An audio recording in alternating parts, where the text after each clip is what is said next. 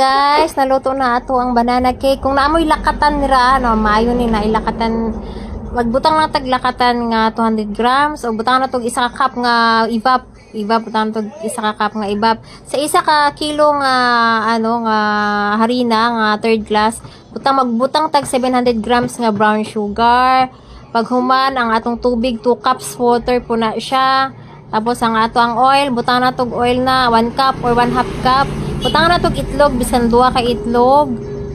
Tapos butang na tog gamay lang 15 grams lang atong salt. Tapos baking powder po nga 2 kutsara na puno na kutsara. So muna to. Tapos third class lang ni atong gamiton nga harina.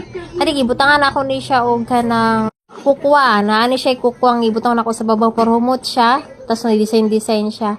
So muna ning kalabasan kay luto na atong banana cake. So ingana lang siya pagluto guys kay mga ano lang pod akong ginamaluto kana mga easy lang pod kay di man ta bikiran lang man ta. So mao lang na guys. Salamat.